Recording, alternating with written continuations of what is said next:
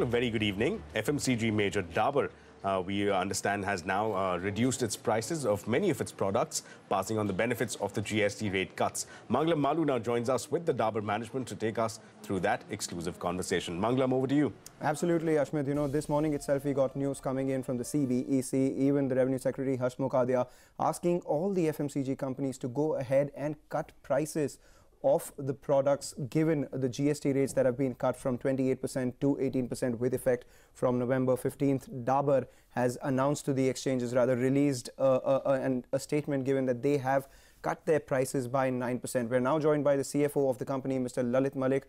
Thanks a lot, Mr. Malik, for joining in. First up, if you could tell us that this 9% cut across the portfolio that you have you taken it right now, or was it with effect from November 15th when the new GST rates came by? Right. So I think we have taken 9% decrease in the price on those categories where the rates have come down from 28 to 18%, and that we have already taken last week.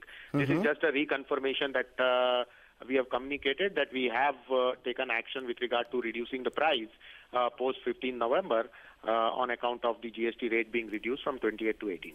Those categories, Mr. Malik, would be shampoos, skincare, as well as a few of your hair care products as well, home care products, right? And how much would that account for in your total revenue base? The overall, it should be around 15 to 17%.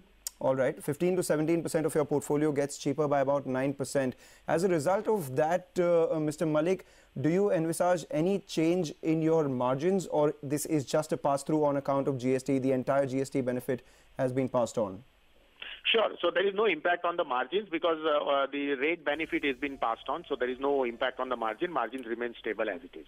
All right. Was there any communication that you got from the CBEC or the Revenue Secretary or the Finance Ministry with regards to cutting these prices, as they have been telling across the media about or urging us, threatening, so to say, to ask all these FMCG companies to cut their prices? The anti-profiteering law is something that they've been stating. So did you receive any communication from any of them? Yes, we have received the letter today, but the price reduction decision and action has already been taken by us last week.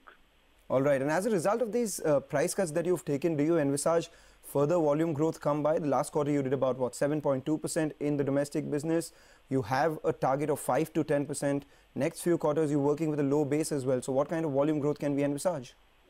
Well, we would maintain our stand of high single-digit volume growth, and certainly this price reduction puts more money in the hands of consumer, so this should certainly have positive impact on the overall demand. All right, Mr. Malik, two of your sectors which did really well in the previous quarter. That was the oral care sector as well as the food sector. That hasn't seen a price cut, but so far in this quarter, have you seen that market share gain that you had made? Has that stayed, or you've conceded that market share as the competitors have also ramped up? Well, as far as our oral care and juice category is concerned, we have continued to gain market share, though this is not impacted by the recent rate cut. But as an overall, we are gaining market share, and our position is becoming stronger in the marketplace. So the worst in terms of market share, the lowest is over, and Dabur's found its mojo back. Can we say that? Well, we are hopeful that it continues. And continues without any pressure on your margins? Certainly, all our efforts will be to maintain the margins. All right. Any further price cuts that you're likely to take on account of GST, or the rest would be all promotion and input cost related?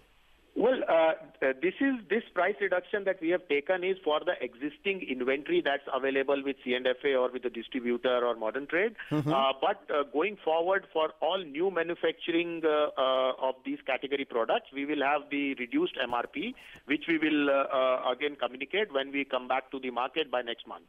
All right. And these price cuts have been across your distribution chain, right? Because the CBEC also said that even if a couple of retailers have the old prices, the company will be held liable.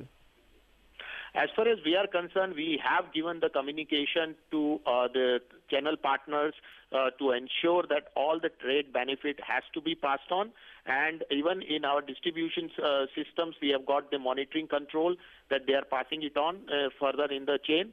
So we have taken all our action in terms of communicating and the price reduction to ensure that this is passed on. And at the same time, we are also going to use advertisement media to educate and communicate to our consumer to ensure that the benefit reaches to them. All right, fair point, Mr. Malik. Thanks a lot for joining in with all those details. We wish you good luck for the remainder of this year.